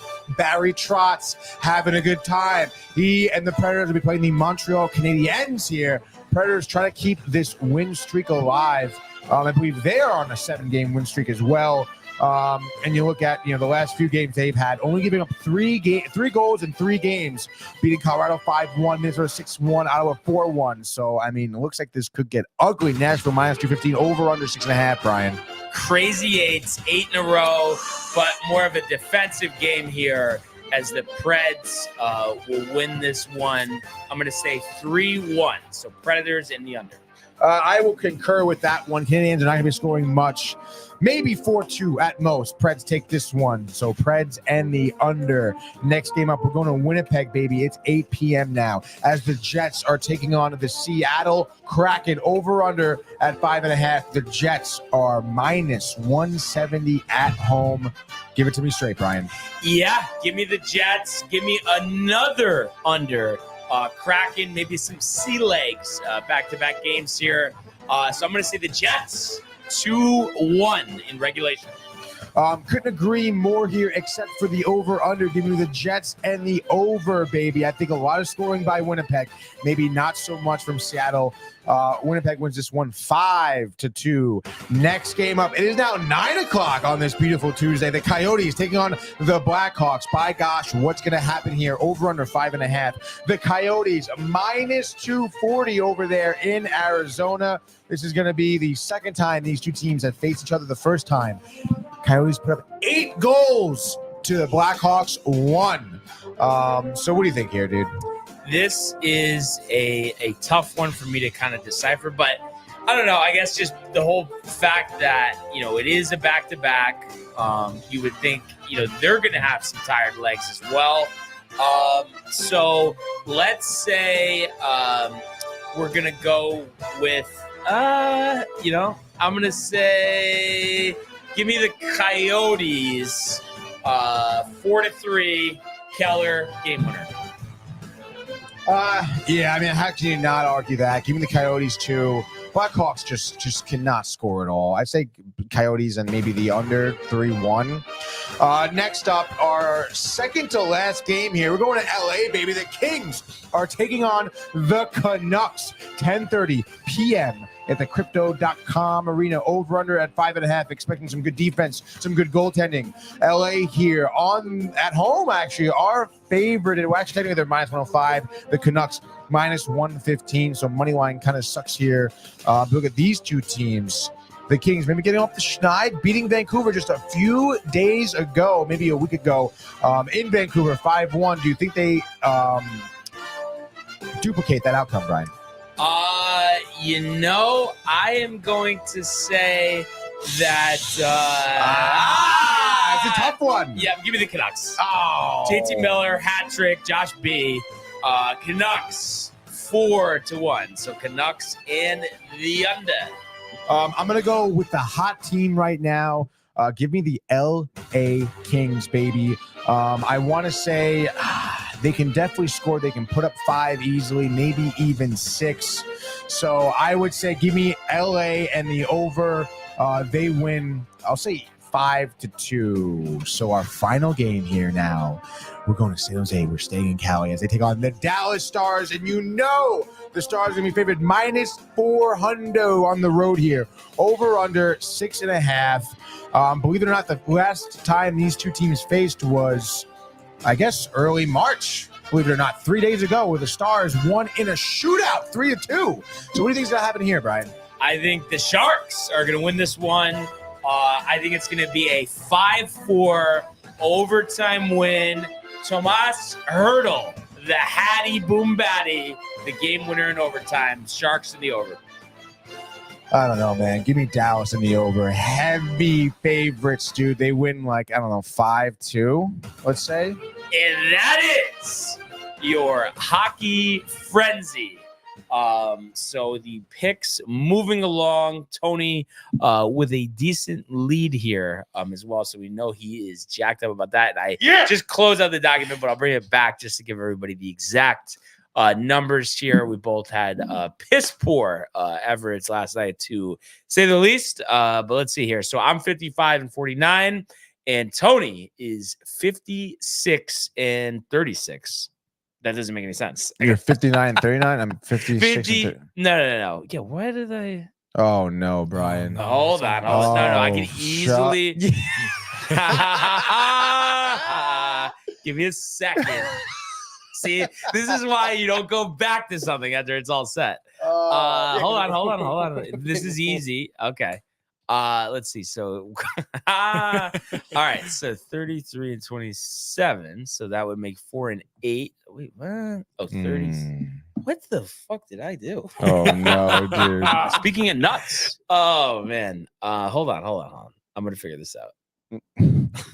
Did I open the wrong document? Is that the problem? Are you kidding? No, this is the right thing. So sorry. I know you guys are getting a kick out of this one. Where are you? Why does that not make sense? 51-49. The consistent jacking. 51-40. Okay. So Haha, Tony, come on. I don't know why I can't figure this out. It made so much sense before. Glowing. 56. What doesn't make sense here? Is it? Oh, jeez. No, I think is it 46? Maybe it's just 46 and 36. Do I have to take a look at this? Okay, I think it's Wiki. No, that doesn't make sense. Fucking. Oh man, We're falling apart here, we Brian. Yeah, dude. Off the rails. I don't get where there's something that I'm missing here, and I'm just not seeing it. Any suggestions? Do you want me to come take a look at it? Mm. And we can talk about it for the show if you want. I guess like we might have to do that. We put 51 and 41. 50. Okay, maybe I think that's what it is. Okay, I got it. Thank God. All right. So it's 50. It's it's 56 and I think this makes sense. Yes, this makes sense. 56 and 36, 51 and 41.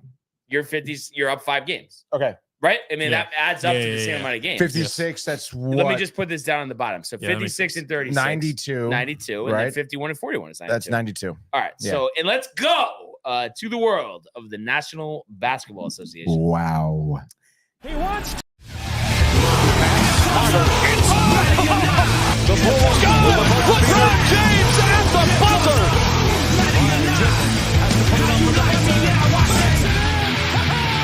He banks in the three!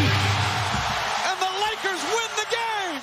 I know Josh M had a basketball question, so if he wants to call in, definitely give us a shout. Also, Josh B says Child Frenzy, Addy Boom Batty, and then Michael They love that, dude. Butka said Barnes.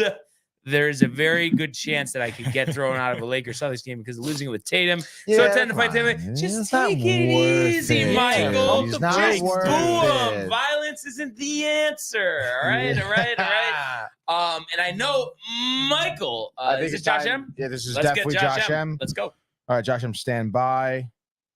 Josh M, you're live on the sports board. Oh, no, he's not live in the sports board. All right, stand by. Hold on. We got him. Having some technical difficulties. I hate when this happens. Let's try to retest it here. Stand by. Bluetooth. Wow, he was really on the button with the call, dude. He was really listening. Huh? Yeah. So we love that. How about now? Josh M? Josh M? No. What? Up. Hello? Hello? Yes, Hello? you are live on the sports board. Josh M. What's going on, What's man? up, bud? How are y'all doing this morning? Good. How about Great. you? Good. So the cell towers in our area are out, so I'm Wi-Fi calling. If it's terrible, I apologize. Oh, no interesting. problem. Okay, cool. Okay, so this question's kind of directed at Tony. Oh, wow. And it's even more directed to you after listening to your golf game, because clearly you're an athlete across all boards. Oh, thank you. Yes. I like to think But so. I have to get Tony, I have to get your opinion on this viral basketball shot I keep hearing about. Have you heard about it? No, actually, I don't think I have. So I'm hoping you've seen it. So I haven't been able to find it yet, but it's apparently a guy that just makes a dunk that is on par with like 93 Jordan. The guy apparently has like no concern for his surroundings. He just goes forward. He tears down the rack with all the videos. It's supposed to be Oh my insane. God, Josh, get out of town. All right. Oh, that's so Have you seen it? Yes, I have seen it. What Josh is referring to, because Brian and Domac don't know what you're talking about, but last night, Mike and I had the bright idea of we fixed like the mini hoop in the next door studio and we drilled it into the wall. Uh-huh. So now you can like really yam Throw on it it, dude. down. Yeah, you can really throw it down. Oh, okay. So I come in hot and I throw it down hard, and I like the flooring isn't like locked in and next door, so that like these tiles slip out. So when I land, slips out, and I just grab at anything to keep myself up. I grab one of the new like VHS tower thingies. Whole thing falls, dude. Oh, and was this Oh on my chat? God. This was we were TikTok live. Obviously, everyone Wow. saw it, dude. So embarrassing, almost like me adding up the pics. No, literally, dude. Probably even more embarrassing, dude, because it was like loud bang, all the tapes everywhere, all the man. merchandise and the thing. Everyone had a big laugh about it. That is so funny.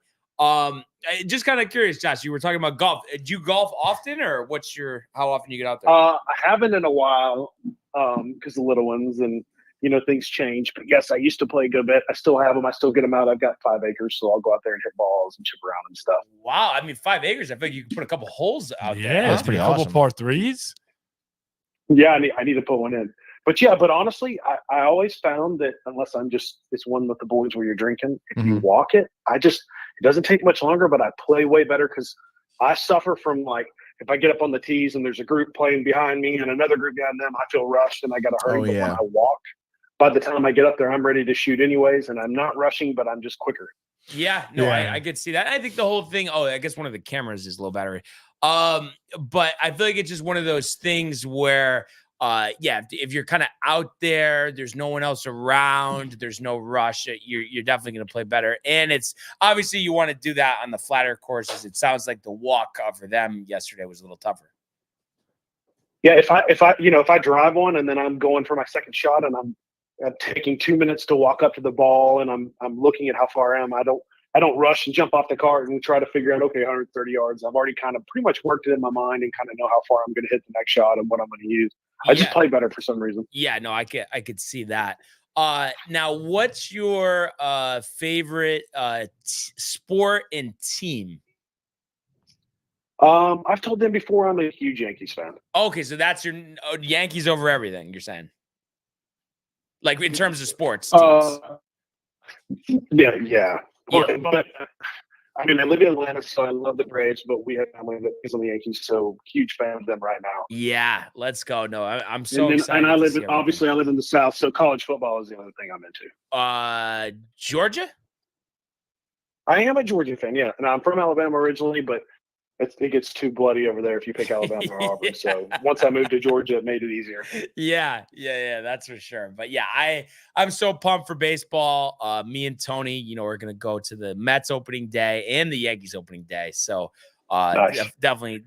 So my source down there in Tampa is telling me they're all feeling really good about the season. Oh yeah, no, just such good energy, and just like the camaraderie, I think, between everybody. It seems like Soto fits right in. I think there were some murmurs before he joined the Yankees, and I think it was just more due to like Machado and Tatis and stuff that maybe Soto was a diva, but it seems like they're the ones that were the divas, and it seems like he's really enjoying, socializing, with Aaron Judge and the rest of the Yankees. Yeah, they look really. I mean, who knows from what you see the clips, and they do a lot of PR stuff. Obviously, you see it on TikTok, little interviews and questions. But they seem like a group of guys hanging out a lot more than I've seen in a while. So I'm excited about it. Yeah, and I think too for the rest. I think they are friends. I mean, I'm sure in baseball when you're playing with people, those are your your teammates, of course, but it's also a business. But if you just get to spend time with the boys and hang out, I think you're going to play better. Oh, yeah. And I think also, too, for all the guys that were on the Yankees last year, the hitting was so bad that you're going to just give us, a guy that's a Hall of Fame player that's going to be right in the middle of the lineup, one of the best hitters in the league. It's so exciting for everybody else, and I think it energizes them, and you're seeing that so far early on in the spring. Yeah, I think it's going to be a strong season. Yeah. So we'll keep an eye out for that, but definitely pumped. For sure. And before we go, thanks for taking my golf, guys. I was just going to ask you quickly. Have you been to Truist Park? I have. Great ballpark, or what are we talking? So, it from facility standpoint, it's fantastic. And they obviously some engineering went into this one. You go in there and they've got a lot of businesses set up in the front where you don't have to have a ticket. You can go in and have beers with people and eat and see the park from the outside. And a lot of people mill around the outside. The old park, you didn't really mill around the outside unless you're going straight to your car and didn't want to get shot. So I will give it that. It's got some advantages, but nothing beats the old park where you can sit there and see the skyline of Atlanta. Yeah. No, I could see that. And obviously, a lot of winning was done at Turner Field for sure. But seems like they did a good job construction-wise there. So definitely want to check that out one of those days. Yeah, it's very nice. It's very, very nice. It's definitely worth going to. Yeah, I'm sure. Appreciate you calling in, and definitely give us a call anytime. And I'm always ready to talk Yankees. Awesome. Tony, maybe not so much. But. No. But we'll And talk if to y'all you find soon. that clip, if you find the clip, make sure you throw it up. Yeah. Yes, will absolutely, do, dude. absolutely. So that is All right, man. Y'all have a good one. you You too. too. That Bye. is Josh M. So before we wrap up, just to give Domac his time here before Binge Buddies, any thoughts Celtics Cavs tonight? Are you expecting a good game here? Boston 8.5-point favorites.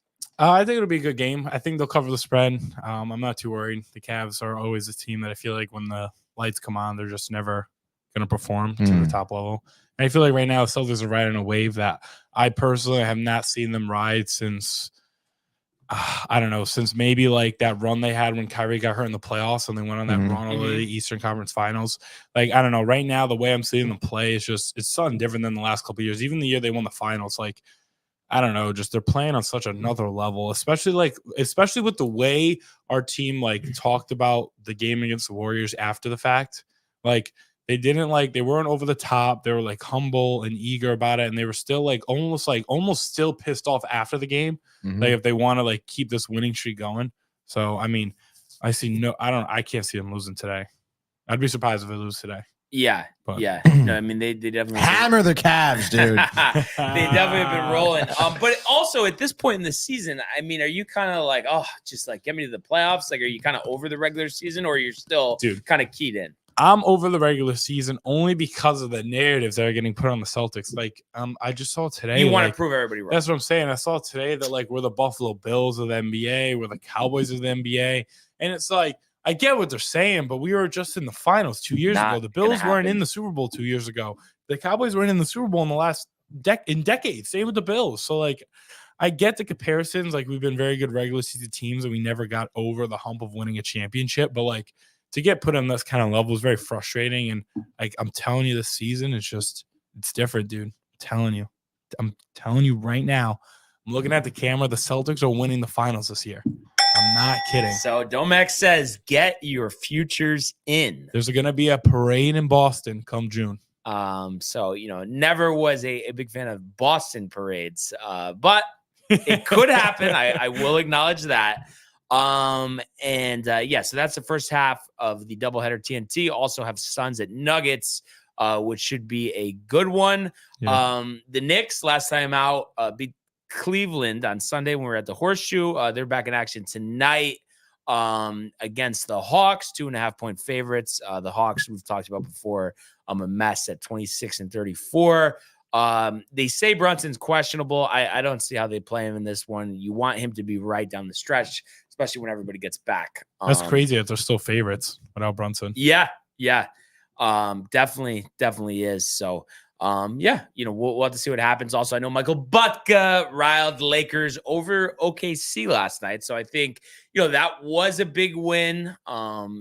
Just in terms of you would expect OKC to handle them, the inconsistency of the Lakers, but maybe they're playing better at the right time. They are. They're getting it together. They're playing pretty well. I'm very surprised. So I think it's just all a matter. Are they in the play-in? Who's their first round opponent? Yes. A lot of those things, but we've talked about it many times, but just what LeBron's been able to do, in his age 39, and later this year he'll be 40 years old. Is just absolutely unbelievable. He keeps going, and he looks to continue that streak since his second season of his career, where he's going to average 25 points and at least 5 rebounds and 5 assists. An historic run. He's just over 25 points per game right now. Yep. We'll see how he finishes out the rest of the season. Only had 19 last night, which was kind of a lower scoring game for him. We're stretch run here. We'll keep an eye out for everything. I think it's been kind of nice. Just kind of getting a little NBA in as we get closer to the playoffs. And I hope we have some compelling series. And I thought last year, Domeback, just one last thing here. That last year's final was like very like it just wasn't memorable. I don't remember one thing from I don't think I watched it. Like I just who wants to watch the Denver Nuggets and Miami Heat? Yeah. Like I mean, the Miami Heat were AC for a reason. I know they went on a crazy run, but like when you look at that roster, like that's an 8th seed roster. It's not a good team. They just had a good run. This isn't March Madness where like people want these runs. They just want to see like the best players, and like this Miami Heat team had Jimmy Butler, and that's it. And the rest, not only that, but they played terrible. I just think they're boring. I don't know. Yeah, no, even the Nuggets too are a little kind of boring. Jokic just doesn't care about the media and all that stuff. Can I go home? Yeah, he literally. He didn't want to do the parade. Yeah, I know. Yeah. He was like the parade's on Thursday. He's like, oh, I gotta go home still. Race my horses. Oh man, but hey, we'll see. What happens. But definitely, another great show today. Couple comments on the way out.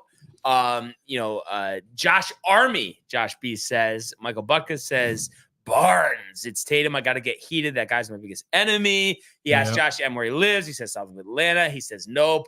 Boston gonna choke. Michael Buckus says, and Tatum is gonna be the leading marshal of the choke job. It will be interesting to see kind of his comments if Boston does indeed win the championship. All this Tatum talk. Who's Bucks' favorite team? Is it the Lakers? Yeah. Oh my God, stop it, dude. Yeah. I mean, it's crazy, but he's just a dedicated fan. Yeah, fair. And then is it a noon teen on the demise of Adam Sandler? Yes, it'll be a noon teen show.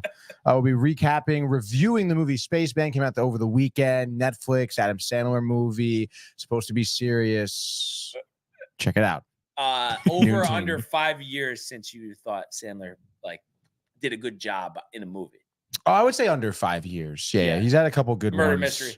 Murder Mystery was good, and then there was that Murder one. Mystery was good. The first Murder Mystery was good. The second one not good. Wow. Did Michael like it? I don't think he watched it either. I don't think he liked that. I think he did watch part of it or something. Really? I can't believe you thought he was good in that. The first one I thought was good. Wow. Come on, do love a good murder mystery. Me and Sam watched that whole movie, and she was like, "This is one of the worst movies I've ever seen." Well, I mean, Well, you mean what? What does she know about movies? All right. Oh, stop! She watches a lot more movies than I do. That's that doesn't really mean much. What I'm saying. She can watch 2, and that'd be more than you. Anyway, the best coming from Tony, Manny, maybe Michael scooting in at some point. I think Michael wants to say a few things about the movie. Yeah, definitely. Binge Buddies, so 12:15. Keep an eye out for that. And then tomorrow, full hockey recap preview. Hell yes. For tomorrow's game, some NBA, and of course the preview, the picks for the Bay Hill Invitational, Arnold Palmer's Bay Hill Invitational, coming from Orlando, Florida. So can't wait for that. But we really appreciate everybody who took the time out today to join us and continue to comment, like, and subscribe. All of the archives on the YouTube page. Tony, Michael, Renee, and Jay in costume merch, downtimetv.com. Want everybody to enjoy the day, enjoy the games. Let's go Yankees, and we will see you. Let's go Mets! Mañana. Hey guys, Tony here from Downtime TV checking in. I want to thank all our fans out there who's been liking, subscribing, sharing our content. You guys are the best. You guys are our bloodline. You make us love what we do. Thanks again.